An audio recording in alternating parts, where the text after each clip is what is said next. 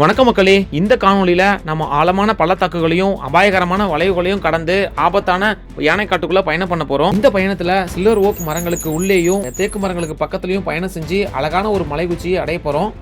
மழைக்காலங்களில் இந்த பகுதியில் நீங்கள் பயணம் செய்யும்போது கேரள மலைகளில் நீங்கள் பயணம் செய்கிறத விட புதுமையான ஒரு அனுபவத்தை கொடுக்கும். நாம் போகிற இடத்துக்கு தனியாக யாரும் காணொலி எடுத்து இதுவரையும் போட்டது கிடையாது. நாம் தான் முதல்ல காணொலி எடுத்து போடுறோம். அதனால் காணொலியை தவிர்த்துட்டு போகாமல் முழுவதுமாக பாருங்கள். உங்களுக்கு ஏதாவது வேலைகள் இருந்துச்சுன்னா அந்த வேலையெல்லாம் முடிச்சுட்டு கொஞ்சம் நேரம் உட்காந்து நம்ம காணொலியை பாருங்கள். நான் உங்களை இந்த இடத்துக்கு கூப்பிட்டு போகிறேன். வாங்க காணொலிக்குள்ளே போகலாம்.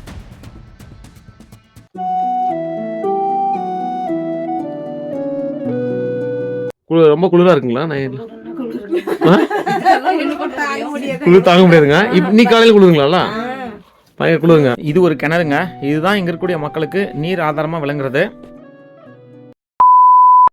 நீங்கள் எங்கே இருந்தாலும் முதல்ல ஈரோடு மாவட்டம் அந்தியூர் பேருந்து நிலையம் வந்துருங்க. அந்தியூர் பேருந்து நிலையத்திலேருந்து தான் நாம் இன்றைக்கி ஒரு அருமையான இடத்துக்கு போக போகிறோம்.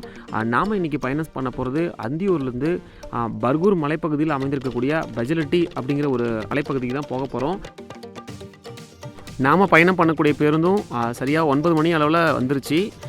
நாம் 8:15 மணிக்கே இந்த அந்தியூர் பேருந்து நிலையம் வந்துட்டோம். கொஞ்ச நேரம் நம்ம காத்திருந்தோம். நாம் அந்த முன்னிருக்கையில் அமர்வதற்கு ஓட்டுநர் அண்ணாக்கிட்டையும் நடத்துனர் அண்ணாக்கிட்டையும் அனுமதி வாங்கிட்டோம். இப்போ போய் நம்ம பேருந்தில் ஏறிக்கலாம். மலை மேலே இருக்கக்கூடிய இந்த பகுதிக்கு யாரும் தனியாக காணொலி எடுத்து போட்டது கிடையாது. நாம் தான் முதல்ல காணொலி எடுத்து போடுறோம். இதுக்கு பக்கத்தில் இருக்கக்கூடிய மற்ற பகுதிகளுக்கு காணொலி எடுத்து போட்டிருக்காங்க. பேருந்து கிளம்பிருச்சிங்க. நேரம் சரியாக 9 மணி 43 நிமிடங்கள் ஆகுது. பயணச்சீட்டு எடுத்தாச்சுங்க. நாம் போகிற பகுதிக்கு 31 ரூபாய் பயண கட்டணமாக வாங்குகிறாங்க. நாம் போகக்கூடிய பேருந்து அந்தியூர் பேருந்து நிலையத்திலேருந்து நேராக பர்கூர் மலையில் அமைந்திருக்கக்கூடிய தாமரக்கரை, அதுக்கப்புறம் தேவர்மலை போயிட்டு பஜலட்டி போகும். அந்தியூர்னாவே பசுமையாக தாங்க இருக்கும். இப்போ நம்மளுடைய பேருந்து அந்த பர்கூர் மலையை நோக்கி போயிட்டுருக்கு. போகும் பாதையில் பாருங்கள், நம்மளுடைய இடதுபுறத்தில் அப்படியே நான் காமிச்சிருக்கேன். பச்சை பசேல்னு தென்னை மரங்களும் அங்கே பாருங்கள், அவ்வளோ அழகாக காட்சி அளிக்குதுங்க. நம்மளுடைய பேருந்து அந்தியூர் குருநாதசாமி கோயில் போகக்கூடிய பாதைக்கு பக்கத்தில் வந்துருச்சு. இந்த இடத்துல இந்த சாலையை பாருங்கள், எவ்வளோ அழகாக காட்சி அளிக்குதுன்னு. ஒரு பக்கம் தென்னை மரங்களும் வாழை மரங்களும் ஒன்றா சேர்ந்து எவ்வளோ அழகாக காட்சி அளிக்குதுன்னு பாருங்களேன். இப்போ நம்ம வன சோதனை சாவடியாக அடைஞ்சிட்டோங்க. இந்த இடத்துல பலகையில் ஒவ்வொரு ஊருக்கும் எவ்வளோ கிலோமீட்டர் தூரம் அப்படிங்கிறது அந்த பலகையில் குறிப்பிடப்பட்டிருக்கும். இங்கே பாருங்கள், இந்த பலகையில் யானைகள் நடமாடும் பகுதின்னு சொல்லியிருக்கு. பர்கூர் வழியாக ஹன்னூர் கொல்லேக்கால் போகக்கூடிய பாதை இந்த பாதை தான். இப்போ நம்ம மலைப்பாதையில் ஏறிட்டுருக்கோம். இது ஒரு பெரிய வளைவுங்க. இதுக்கு முன்னாடி இருக்கக்கூடிய இந்த இடம் அருமையான ஒரு காட்சி முனை. இந்த இடத்துலேருந்து பார்க்கக்குள்ள வரட்டுப்பள்ள மனை அவ்வளோ அழகாக காட்சி அளிக்கும். இந்த இடத்துல யானைகள் நடமாடும் பகுதின்னு சொல்லிட்டு அந்த பலகையில் எழுதப்பட்டிருக்கு. இங்கே பாருங்கள், இது எவ்வளோ பெரிய ஒரு பள்ளத்தாக்குன்னு பாருங்களேன். நாம் போயிட்டுருக்கிறது ஒரு மலை, பக்கத்தில் ஒரு மலை இருக்குது. நடுவில் இருக்கிறதெல்லாம் அடர்ந்த காடுகள், யானைகள் வாழக்கூடிய அடர்ந்த காடுகள். அந்த காடுகள்லாம் இந்த பனி மூட்டத்தில் எவ்வளோ அழகாக காட்சி அளிக்குதுன்னு பாருங்களேன். இந்த பாதையில் போகக்குள்ள ஒரு சில வளைவுகள் நம்மளை பயமுறுத்துற மாதிரியே இருக்கும். ஏன்னா பெரிய 2 கொண்டை ஊசி வளைவுகள் இருக்கும். மழைக்காலங்களில் இந்த சாலையில் பயணம் செய்கிறது ரொம்பவே கொஞ்சம் கஷ்டமாக இருக்குங்க. இந்த இடத்துல பாருங்கள், இது பெரிய ஒரு கொண்டை ஊசி வளைவு. சைடில் இருக்கக்கூடிய அந்த மண்ணெல்லாம் அப்படியே சரிஞ்சு பாதையில் விழுந்துருமா. இந்த பர்கூர் மலைப்பகுதியில் நிறைய மலை கிராமங்கள் இருக்குங்க. அதில் இப்போ நாம் போகிற இடமும் ஒன்று. இப்போ நம்ம போகக்கூடிய இந்த சாலை எல்லாமே பெரிய பெரிய பாறைகளை எல்லாம் உடச்சி தான் சாலையே போட்டிருக்காங்க, தெரியுதுங்களா? ஆனால் 2 வாகனங்கள் போகிற மாதிரி அழகாக இந்த பாதை அமைஞ்சிருக்கு. நீங்கள் இந்த மலை கிராமங்களுக்கு போகணும் அப்படின்னா இந்த தாமரைக்கரை அப்படிங்கிற பகுதிக்கு வந்துட்டீங்க அப்படின்னா இந்த இடத்துலேருந்து தான் எல்லா இடத்துக்குமே பாதைகள் பிரியுது. இப்போ நம்ம போயிட்டுருக்கிறது ஒரு பெரிய பள்ளத்தாக்கு பகுதி. கீழே பாருங்கள், இந்த இடத்துல பெரிய ஒரு பள்ளம். ஆங்கங்கே பலகையிலையும் பார்த்தீங்கன்னா எழுதியிருக்காங்க, இது அபாயகரமான பகுதி, கவனமாக செல்லவும் அப்படிங்கிற வாசகம் எழுதப்பட்டிருக்கு. நீங்கள் இந்த பாதையில் பயணம் செய்கிறீங்க அப்படின்னா கவனமாக போங்க. இப்போ போகக்கூடிய இந்த பாதையும் வளைஞ்சு தாங்க போயிட்டுருக்கு. இந்த பாதையிலேயே நம்ம போனோம் அப்படின்னா முதல்ல வர்றது தாமரைக்கரை அப்படிங்கிற பகுதி தான். இந்த பகுதியில் நிறைய வானரங்களும் இருக்குது. இப்போ நம்ம தாமரைக்கரை அப்படிங்கிற பகுதிக்கு பக்கமாக வந்துட்டோம். இந்த வளைவு வளைஞ்சி போனோம் அப்படின்னா அதுதான் தாமரைக்கரை. இங்கிருந்து பார்க்கக்குள்ள அந்த முன்னாடி இருக்கக்கூடிய அந்த மலை எவ்வளோ அழகாக காட்சியளிக்குதுன்னு பாருங்களேன். இங்கே பாருங்கள், இந்த கிராம மக்கள்லாம் எருமை மாடுகள் மேய்ச்சிட்டு இருக்காங்க. இந்த பக்கம் அந்த வயல்வெளிகளில் சோளம் பயிரிட்டு இருக்காங்க.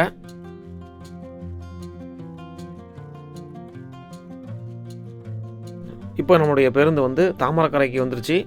இந்த தாமரக்கரையிலேருந்து இடதுபுறம் திரும்பி போனால் கொங்காடை போகும். இப்போ நம்முடைய பேருந்து வலதுபுறம் திரும்பி போக போகுது. வலதுபுறத்தில் வந்து அந்த பெஜலட்டி மடம் போகக்கூடிய பேருந்துகள் போகும். நேராக போனால் பர்கூர் கொள்ளைக்கால் போகக்கூடிய பாதை. இந்த பேருந்து நிறுத்தத்தில் நம்முடைய பேருந்து ஒரு 5 நிமிடங்கள் நிற்குன்னு சொல்லிட்டு அண்ணா சொன்னார். இந்த பகுதியில் நிறைய தேநீர் கடைகளும் நிறைய உணவகங்களும் இருக்குது. பாருங்கள், நிறைய கடைகளும் இருக்குது. நேராக போனால் பர்கூர் போகும். பாருங்கள், இந்த பேருந்து தான் நாம் வந்த பேருந்து. இந்த பேருந்து காலையில் 6 மணிக்கு சேலம் மாவட்டம் மேட்டூர்லேருந்து கிளம்பி 7 மணிக்கு அந்தியூர் வந்துடுது. 7 மணிக்கு கிளம்பி நம்ம மடம் பகுதியை வந்து 9 மணிக்கு அடைஞ்சிரும். இந்த பேருந்துக்கு வரதான் நம்ம முயற்சி செஞ்சோம். ஆனால் இந்த பேருந்து நம்ம பிடிக்க முடியல. இதுக்கு அடுத்த பேருந்து தான் நம்ம வந்து இப்போ ஏறி இருக்கோம். நம்மளுடைய பேருந்தும் வந்து கிளம்பிருச்சு. நிறைய வீடுகளும் இருக்குது. அந்த காடுகள்லாம் ஓட்டி போட்டிருக்காங்க. அதேமாதிரி தங்கும் விடுதிகளும் நிறைய இந்த பகுதியில் இருக்குது. இப்போ காடுகள் வர ஆரம்பிச்சிருச்சுங்க. இந்த பாதை எங்கே போகுது அப்படின்னு பார்த்தீங்கன்னா, பர்கூர் மலையில் அமைந்திருக்கக்கூடிய மடம் அப்படிங்கிற பகுதிக்கு போகுது. இந்த மடம் அப்படிங்கிற பகுதிக்கு ஏற்கனவே காணொளி போட்டிருக்காங்க. நாம் அந்த பகுதிக்கு போகாமல் அதுக்கு முன்னாடியே இருக்கக்கூடிய பெஜிலிட்டி அப்படிங்கிற பகுதிக்கு தான் இப்போ போயிட்டுருக்கோம். இந்த பகுதியில் வந்து முழுவதுமாக காடுகள் தாங்க. காடுகளுக்குள்ளே நம்ம பேருந்து இப்போ போயிட்டுருக்கு. பாதை எல்லாமே வளைஞ்சி வளைஞ்சி ஒரு பேருந்து போகிற மாதிரியான பாதை தான். அதுவும் ஒரு சில இடத்துலலாம் வந்து பாதை வந்து தார் சாலை தான், இருந்தாலும் ரொம்ப மோசமாகவே இருந்துச்சு. இந்த பாதையில் இந்த இடத்துல வந்து தார் சாலை போட்டிருக்காங்க. தார் சாலை போட்ட உடனே கன மழை பெஞ்சிருக்கு. அதில் வந்து இந்த பாதை அடிச்சுட்டு போயிடுச்சு. அதனால் இந்த பகுதியில் மட்டும் காங்கிரீட்டில் சாலை போட்டிருக்காங்க கொஞ்சம் தூரத்துக்கு. அந்த பக்கம் தார் சாலை, இந்த பக்கம் தார் சாலை, நடுவில் மட்டும் அந்த காங்கிரீட் சாலை இருக்கும். பாருங்கள், இந்த இடத்துலேருந்து அந்த மடம் அப்படிங்கிற பகுதிக்கு சரியாக 19 கிலோமீட்டர் தூரம்னு சொல்லிட்டு இங்கே இருக்கக்கூடிய அந்த மயில் கல்லில் எழுதியிருக்காங்க. நாம் போன இந்த நேரம் வந்து பார்த்திங்கன்னா அறுவடையெல்லாம் முடிச்சிட்டாங்க. இங்கே வந்து பார்த்திங்கன்னா வீடுகள் தொடர்ச்சியாக இல்லாமல் ஆங்காங்கே வீடுகள் இருக்குங்க. அதே மாதிரி ஒரு சில பேருந்து நிறுத்தத்தில் கடைகளும் காணப்படுது. இந்த பகுதியில் கீழே முழுவதுமாக சோளம் பயிரிட்டுருக்காங்க. இன்னும் அறுவடை பண்ணல. மேலே பயிரிட்டுருந்ததெல்லாம் அறுவடை பண்ணிட்டாங்க. அது மட்டும் இல்லாமல் சில்வர் ஓக் மரங்களும் தேக்கு மரங்களும் நிறைஞ்சு காணப்படுதுங்க. பாருங்கள், சாலையோட 2 புறங்களும், அதாவது இந்த இடத்துல ஒரு இடத்துல சில்வர் ஓக் மரங்கள் இருக்குது, இன்னொரு புறத்தில் வந்து பார்த்திங்கன்னா தேக்கு மரங்கள்லாம் இருக்குது. இது ஒரு பெரிய மேடுங்க. இந்த மேடு இறங்கி ஏறணும் அப்படின்னா திரும்ப காடு. இந்த இடத்துல பாருங்கள், காட்டுக்குள்ளே வந்து வீடுகள் காணப்படுது. அந்த ஓட்டு வீடுகள் எல்லாம் படிக்கட்டு முறை விவசாயம், மானாவாரி தாங்க. இப்போ திரும்பவும் வந்து காடுகள் ஆரம்பிச்சிருச்சு. இந்த பகுதியில் தான் வந்து யானைகளோட நடமாட்டம் அதிகமாக இருக்குன்னு சொல்லிட்டு அண்ணா சொன்னார். உள்ளே போக்குள்ளேயே வந்து பார்த்திங்கன்னா நமக்கே ஒரு பயமாக இருந்துச்சு. ஏன் அப்படின்னா அடர்ந்த காடுகள் மாதிரி குழு குழு குழுன்னு நமக்கு வந்து காற்று அடிச்சிட்டு இருந்துச்சு. பலகையில் பாருங்கள், யானைகள் நடமாடும் பகுதின்னு சொல்லிட்டு அந்த பலகையில் எழுதியிருக்கு. காலையில் 6 மணிக்கும் அல்லது சாயந்தரத்துக்கும் மேலே மாலை வேலைகளும் போக்குள்ள யானைகளை பார்க்க முடியும் அப்படின்னு சொல்லி அண்ணா சொன்னார். நீங்களே பாருங்கள் இந்த பகுதி எப்படி அமைஞ்சிருக்குன்னு.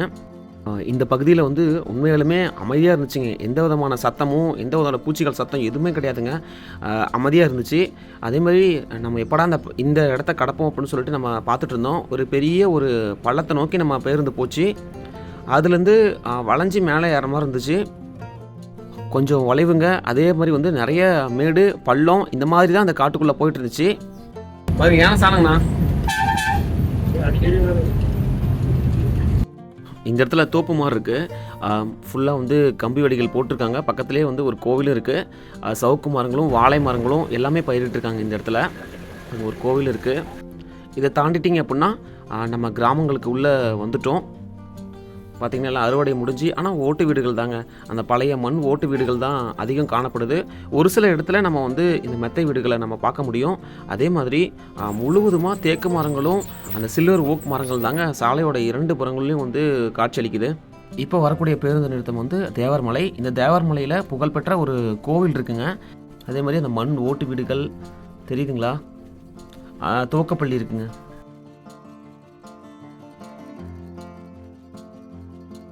அந்த கோவிலையும் நாங்கள் காமிச்சிருக்கோம். இதுதாங்க தேவரமலையில் இருக்கக்கூடிய கோவில்.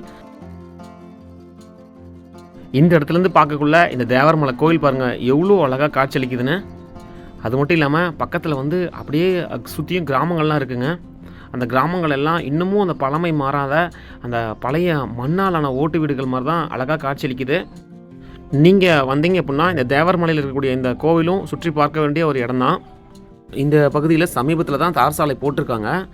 பாருங்கள், இப்போல்லாம் வந்து நிறையா மலைத்தொடர்கள், தொடர்ச்சியான மலைத்தொடர்கள் தான். அந்த ஒவ்வொரு மலையிலையும் நம்ம வந்து ஏறி போகிற மாதிரி இருக்குது. நம்ம கொல்லிமலையில் சொன்ன மாதிரியே வந்து ஒரு மலை முடிஞ்சு இன்னொரு மலை ஏறி ஏறி நம்ம போகிற மாதிரி இருக்குது. இந்த பகுதியில் நிறையா வீடுகளுங்க, எல்லாமே ஓட்டு வீடுகள் தான். சாலையோட 2 புறங்களும் பாருங்கள் எவ்வளோ அழகாக இருக்குன்னு. இப்போ மணி வந்து ஏறக்குறைய 12:15 மணி ஆகுது. இன்னமும் வந்து பார்த்தோன்னா அந்த சூரிய வெளிச்சத்தையும் நம்ம பார்க்கல. அந்த தோட்டங்கள் எல்லாத்தையும் அறுவடை பண்ணதுனால வெயில் அதிகமாக இருக்கும்னு நாம் நினச்சோம். ஆனால் வெயிலே இல்லைங்க, முழுவதுமாக பனி தான். இன்னும் வரலுமே வந்து பார்த்தோன்னா 12:15 மணி வரலுமே இந்த பனி தான் அடிச்சிட்ருக்கு. இந்த பகுதியில் நிறையா வீடுகள் காணப்படுதுங்க. இதுவும் பெரிய ஊர் தான். தேவர்மலையை தாண்டினோன்னையும் இங்கே பாருங்கள், ஆனால் எல்லாம் ஓட்டு வீடுகள் தான். அடுத்தது நாம் வந்து இப்போ பெஜிலிட்டியை நோக்கி போயிட்டுருக்கோம். பாதை பாருங்கள், சுற்றிலும் 2 புறங்களும் நம்ம வயல்வெளிகள், அதாவது காடுகள் தான். படிக்கட்டு முறை விவசாய காடுகள். இங்கே பாருங்கள் எவ்வளோ அழகாக இருக்குன்னு பாருங்களேன். சில்வர் ஓக் மரங்களுக்கு நடுவில் பாதை போயிட்டுருக்கு. நீங்கள் ஒரு வித்தியாசமான அனுபவம் நமக்கு கிடைக்கும்னு நினைக்கிறீங்க, தாராளமாக இந்த பகுதிக்கு வரலாம். இந்த பகுதியில் வந்து இதெல்லாம் சுற்றுலாத்தலம்லாம் ஒன்றும் கிடையாதுங்க. ஆனால் நீங்கள் சுற்றி பார்க்கலாம். அந்தளவுக்கு அருமையாக இருக்குது. அந்த ரோடுகளை நீங்கள் பயணம் செய்கிறதே ஒரு வித்தியாசமான ஒரு அனுபவத்தை கொடுக்கும். காலை நேரத்தில் வந்து பயணம் செஞ்சு பாருங்கள். அந்த பனிக்கும் இந்த மலைத்தொடர்களுக்கும் அவ்வளோ அழகாக இருக்கும். அதே மாதிரி வந்து மதிய நேரங்களில் ஓரளவுக்கு வந்து வெயில் அடிக்குதுங்க. ஏன்னா அறுவடையெல்லாம் முடிஞ்சிருச்சு. அந்த பசுமையெல்லாம் வந்து ஓரளவுக்கு குறைஞ்சிருச்சு. இது வந்து ஒரு பெரிய மேடுங்க. இந்த மேட்டிலேருந்து பார்க்கக்குள்ள பாருங்கள், அந்த மலை தொடர்களும் அந்த பள்ளத்தாக்கில் இருக்கக்கூடிய வீடுகளும், அதுவும் நீங்கள் சீசன் அப்போ வந்தீங்க அப்படின்னா இதெல்லாம் பசுமையாக காட்சி அளிக்குங்க. எல்லாமே வந்து பார்த்தீங்கன்னா அந்த படிக்கட்டு முறை விவசாயம் தான்.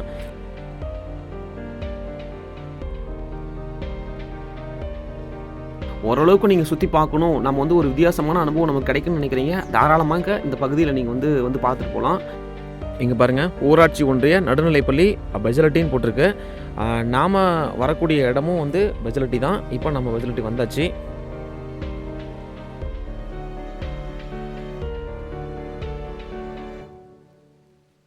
இந்த பகுதி முழுவதுமாக மஞ்சள் பயிரிட்டுருக்காங்க. பெஜலட்டி பேருந்து நிறுத்தமும் வந்துருச்சுங்க. இந்த இடத்துல வந்து ஒரு அரை மணி நேரம் பேருந்து நிற்கும் அப்படின்னு சொல்லிட்டு ஓட்டுநர் நான் சொன்னார். என்னால் முடிஞ்சதை இங்கே இருக்கிறத அப்படியே நான் சுற்றி காமிக்கிறேன். இப்போ நம்ம வந்து ஒரு அருமையான பயணத்தை மேற்கொண்டோம். அந்தியூர்லேருந்து நம்ம பர்கூர் மலைப்பகுதியில் அமைந்திருக்கக்கூடிய பெஜலட்டி அப்படிங்கிற ஒரு மலை உச்சி பகுதிக்கு தான் வந்திருக்கோம். ஏறக்குறைய ஒரு 31 ரூபாயில் வந்து ஒரு சொர்க்கனே சொல்லலாம். ஏன்னா அந்தளவுக்கு அழகான ஒரு ஊருங்க. பார்த்திங்கன்னா சுற்றிலையும் முழுவதுமாக மலைகள் தான் காட்சி அளிக்குது, தெரியுதுங்களா? மலைகள் தான் ஃபுல்லாகவே வந்து மலைகள் தான் இருக்குது. அங்கங்கே பாருங்கள் நிறைய வீடுகள், அந்த பக்கம் வீடுகள் நிறைய காணப்படுது. அதே மாதிரி இந்த பக்கமும் வீடுகள் நிறைய இருக்குது. இந்த பக்கம் பாருங்கள் வீடுகள் நிறைய இருக்குது, பார்த்திங்களா? நிறைய வீடுகள் இந்த பக்கம் தென்படுது. இது வந்து எந்த மாவட்டத்தில் அமைஞ்சிருக்கு அப்படின்னு பார்த்திங்கன்னா ஈரோடு மாவட்டத்தில் அமைஞ்சிருக்கு. ஈரோடு மாவட்டத்தில் பர்கூர் மலைப்பகுதி அப்படின்னு பார்த்திங்கன்னா இந்த பர்கூர் மலைப்பகுதியில் நிறைய இடங்கள் வந்து பார்க்க வேண்டிய இடங்களாக இருக்கும். கொங்காடை இருக்கும், அதே மாதிரி தாளக்கரை, தாமரைக்கரை, தட்டக்கரை, அதுக்கப்புறம் இந்த மடம், பெஜலட்டி, இதே பாதையில் இன்னும் ஒரு 2 கிலோமீட்டர் தூரம் நீங்கள் பயணம் செஞ்சீங்க அப்படின்னா மடம் அப்படிங்கிற பகுதியை நீங்கள் வந்து அடையலாம். ரொம்ப ரொம்ப ஒரு அருமையாக இருக்குங்க. ஏன்னா இப்போ மணி வந்து நீங்கள் சொன்னால் நம்ப மாட்டீங்க, ஏறக்குறைய இப்போது நான் இதில் பார்க்கலாம் 12 மணி 34 நிமிடங்கள் ஆகுது. இந்த சமயத்துக்கு தான் சூரிய வெளிச்சமே இந்த பகுதியில் படுது. இது ஒருளுமே வந்து பார்த்திங்கன்னா ஃபுல்லாக வந்து இந்த பனி மூட்டங்கள் தான் வந்து காட்சி அளிச்சுது. பாருங்கள், எல்லா சுற்றிலையும் எங்கே பார்த்தாலும் இந்த இடத்துல பாருங்கள் கொஞ்சம் மஞ்சள் போட்டிருக்காங்க. இந்த பகுதியில் கொஞ்சம் மஞ்சள் பயிரிட்டுருக்காங்க. அதுக்கப்புறம் மக்காச்சோள தோட்டங்கள் தான், எங்கே பார்த்தாலும் மக்காச்சோள தோட்டங்கள், சோளம், இது எல்லாமே வந்து போட்டிருக்காங்க. அது மட்டும் இல்லாமல் ஆங்காங்கே தண்ணி வந்து தேக்கி வச்சுருக்காங்க. அந்த விவசாயத்துக்கு தேவையான தண்ணிலாம் வந்து தேக்கி வச்சுருக்காங்க. மானாவாரி தான். பரவாயில்லைங்க, ரொம்ப ஒரு அற்புதமான ஒரு இடம். இந்த இடத்துல பாருங்கள் ஒரு ஓடை மாதிரி இருக்குது, தெரியுதுங்களா? ஓடை தண்ணி தான் போயிட்டுருக்கு உள்ளுக்குள்ளே. அந்த நம்ம வரக்கூடிய பாதை எல்லாமே யானை காடுங்க.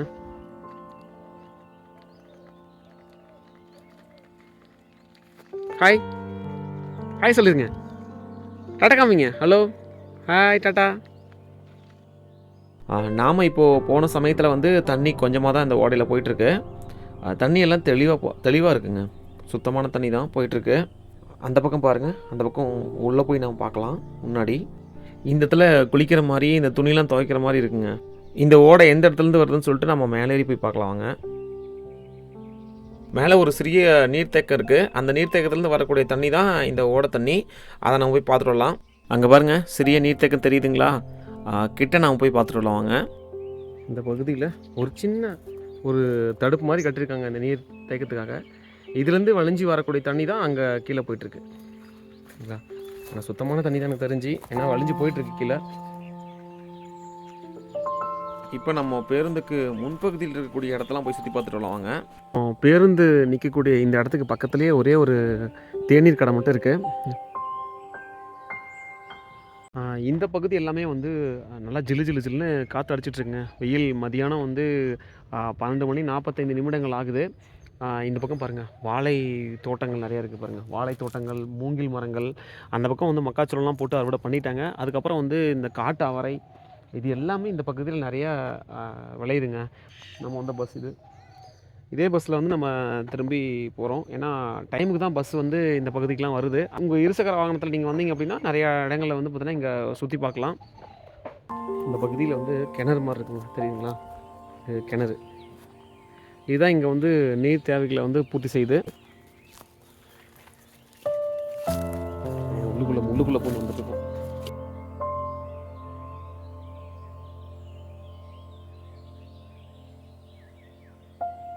மூங்கில் மரங்கள் எல்லாமே இந்த பக்கத்தில், மாமரம் கூட இருக்குங்க. அந்த பகுதியில் மாமரம் கூட இருக்குது. பேருந்தில் இருக்கக்கூடிய இந்த ஊர் மக்கள்கிட்ட இந்த ஊரோட சிறப்புகளை கேட்டு நம்ம தெரிஞ்சுக்கலாம் வாங்க. அம்மா வணக்கங்கம்மா. நீங்களே எத்தனை வருஷமாம்மா இந்த ஊரில் இருக்கீங்க? பிறந்து வளர்ந்ததெல்லாம் இங்கே தான் இருக்கீங்க? இங்கே தான் உங்கள் தாத்தா எல்லாமே பாட்டி எல்லாம் இங்கே எந்த காலத்தில் வந்தாங்கள. பிறந்து வளர்ந்ததெல்லாம் இதே ஊர். எல்லாமே விவசாயம் தாங்களாம்மா? என்னம்மா இங்கே பயிரிடுவீங்க அதிகம்? இங்கே என்னங்க இது சோளம் போடுவோம், அரி மதிப்போம், அவ்வளோதான். அவ்வளோதாங்க. மழை காலத்தில் நல்லா தண்ணி தண்ணி இருக்கும். மேட்டாங்காட்டு எல்லாமே தாங்க. அப்படிங்களா? தண்ணி இருக்கிறீங்க, தோட்டம் பண்றாங்க. சரிங்க. மேட்டாங்காடு மாதிரி அப்படியே மானாவாரி தான். ரொம்ப குளிரா இருக்குங்களா? குளிர் தாங்க முடியாதுங்க. இன்னைக்கு காலையில் குளிருங்களா? பயங்கர குளிருங்க. எப்படிங்கம்மா இப்போ வருஷம் ஃபுல்லாக குளிராக இருக்குமாங்க? 2 மாதம் ரொம்ப அதிகமாக, மற்றபடி நார்மலாக இருந்தாலும் கீழே இருக்கிற மாதிரி இருக்காது, கூலிங்காக தான் இருக்கும். கூலிங்காக தான் இருக்கும். வெயில் காலத்துலையும் ஓரளவுக்கு நல்லா இருக்கும். கீழே இருக்கிற மாதிரி இங்கே இல்லை. கீழே இருக்கிற மாதிரி இங்கே இருக்காது. யானைலாம் வருங்களாம்மா அந்த பக்கம்? வருங்களா? காட்டுக்கெல்லாம் வருங்க உள்ளுக்குள்ள. என்ன பண்ணுவீங்க? எப்படி துரத்துருவீங்களா? சத்தம் போட்டா போயிருங்களா? இல்ல சத்தம் போட்டாங்களா போயிரும்? இல்ல நிறைய யானைகளே வருங்கம்மா? இல்ல ஒரு யானை? நிறைய வருங்க. இல்ல சரி, இந்த மக்காச்சோளங்கனால சாப்பிடறதுக்கு வருங்க எல்லாமே. ஓ பலாப்பழம். இந்த அந்த மடம் உள்ளுக்குள்ள எல்லாம் போட்டுக்கலாம். நிறைய இருக்குங்களா? பழம் என்னென்ன கிடைக்குங்க? பழம் வேற என்ன பழம் கிடைக்குங்க? பலாக்காய் தான். வாழைப்பழம் ஏதாவது கிடைச்சாதான். எல்லாம் சீசனுக்கு தான். உங்களுக்கு வேற என்னமா இது குறைகள் ஏதாவது இங்க உங்களுக்கு இதெல்லாம் கொடுக்கணும், அந்த மாதிரி கவர்மெண்ட் அரசு ஏதாவது கொடுக்கணும், அந்த மாதிரி உங்களுக்கு ஏதாவது குறைகள் இருக்கா? என்ன ஏதாவது இங்க மருத்துவமனைலாம் ஆஸ்பத்திரி இல்லைங்க? ஓ, இங்கிருந்து தாமரகர் அப்படின்னா ஒரு 12 கிலோமீட்டர் வருங்களா? எச்சா வரும். 12 நினைக்கிறேன். ஓ எவ்வளோங்க? 22ங்களா? ஓ, அங்கே போனால் தான் உங்களுக்கு. இங்கே வந்து ஒரு ஆரம்ப சுகாதார நிலையம் கூட கிடையாது. உங்க வேற பெருசா ஏதாவது ஹாஸ்பிட்டல்னா அந்த கீழே போகணும். அது போகிறதுக்கு காய்ச்சல் குளிர்னு போய் தாமரைக்கரையில் போட்டு வந்துடுறோம். சரிங்க. அப்புறம் ரொம்ப இதாக இருந்துச்சுன்னா அப்புறம் அஞ்சூர் தான் போய் ஆகணும். உங்களுக்குன்னு ஒரு ஆரம்ப சுகாதார நிலையம் கட்டி கொடுத்தா கூட கொஞ்சம் நல்லா இருக்கும். அது ஒன்று எங்களுக்கு ரொம்பவே கடுமையாக இருக்குதுங்க.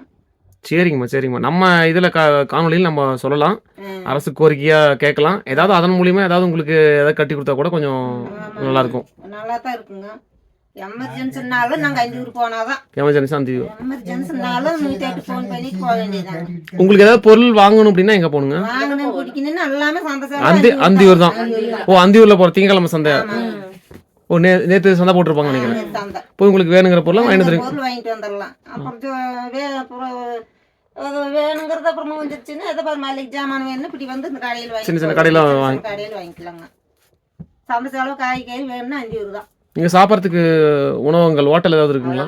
அதெல்லாம் எதுவும் கிடையாது. இல்லைங்க. தங்கும் விடுதிகள் தங்கறதுக்கு தங்கறதுக்கு இங்கெல்லாம் கிடையாது. அங்கே தான் தாமரை தான். சரி. எங்கள் ஊரில் அந்த எந்த இது பிரச்சனை இல்லைங்கன்னு வச்சுக்காங்க. என்னமோ அப்படி மரங்காட்டில் நாங்கள் அப்படி வளர்ந்துட்டு இருக்கிறோம்னு வச்சுக்காங்க. அதுலேருந்து நீங்கள் இருக்கிறதுனால அப்படியே இருந்துக்கிறீங்க. அப்படியே சரியாக போச்சுங்க. அது என்ன பண்ணுறோம்? ஆமாங்க. நன்றிங்கம்மா. இந்த பகுதிக்கு வரக்கூடிய பேருந்து, அதாவது மேட்டூர்லேருந்து ஒரு பேருந்து காலையில் கிளம்பி வருதுங்க. 6 மணிக்கு மேட்டூரில் எடுக்கிறாங்க. அந்தியூருக்கு வந்து 7 மணி 10 நிமிடங்கள், அதாவது 7 மணிக்கெலாம் வந்துடுறாங்க. திரும்ப 7:10க்கு எடுத்தாங்க அப்படின்னா அந்த பேருந்துங்க ஒரு 9 மணி வாக்கில் வந்து ஒரு 45 நிமிடங்கள் மடம் பகுதியில் நிற்கும்னு சொன்னாங்க. அதுக்கப்புறம் இந்த பேருந்து வந்து இந்த இடத்துல ஒரு அரை மணி நேரம் வந்து நிறுத்திருக்காங்க. அதுக்கப்புறமா வந்து இந்த பேருந்து கிளம்பும். ஸோ வந்தீங்கன்னா நீங்கள் அப்படியே இந்த பக்கம் இருக்கக்கூடிய இந்த இயற்கையெல்லாம் ரசிச்சுட்டு சுற்றி பார்த்துட்டு இந்த நல்ல காற்றெல்லாம் சுவாசிச்சுட்டு நீங்கள் வந்து மன நிம்மதியோடு போகலாம். நீங்கள் வந்து ஒரு நீங்கள் பயணத்தை விரும்புகிறீங்க அப்படிங்கிறீங்க இருந்தால் கண்டிப்பாக இந்த மாதிரியான இடங்கள்லாம் வந்து சுற்றி பாருங்கள். நம்ம ஊர்லேயும் இது மாதிரியான இடங்கள் வந்து நிறையாவே இருக்குது. நம்ம அதெல்லாம் வந்து நமக்கு தெரியாமலே இருக்குது. ஸோ நம்ம காணொலியை பார்க்குறீங்க, மறக்காமல் ஒரு டைம்னாச்சும் வந்து பார்த்துட்டு போங்க. இது பெரிய டூரிஸ்ட் பிளேஸ்லாம் ஒன்றும் கிடையாதுங்க, சுற்றுலாத்தலம்லாம் ஒன்றும் கிடையாது. ஆனால் நீங்கள் இந்த மாதிரியான இடங்களையும் சுற்றி பார்க்கணும் அப்படிங்கிறது தான் நம்மளுடைய காணொலி எடுத்து போகிறதோட நோக்கமே. இந்த காணொலி உங்களுக்கு பிடிச்சிருந்துச்சுன்னா மறக்காமல் இந்த காணொலியை லைக் பண்ணி மற்றவங்களுக்கும் ஷேர் பண்ணுங்கள். மறக்காமல் நம்ம சேனலையும் சப்ஸ்கிரைப் பண்ணிடுங்க. மீண்டும் அடுத்த ஒரு காணொலியுடன் உங்களை சந்திக்கும் வரை உங்களிடமிருந்து விடைபெறுவது உங்கள் கஜமுகன். நன்றி, வணக்கம். சரி, பாய் சொல்லிடுங்க. பாய் பாய். சூப்பரா.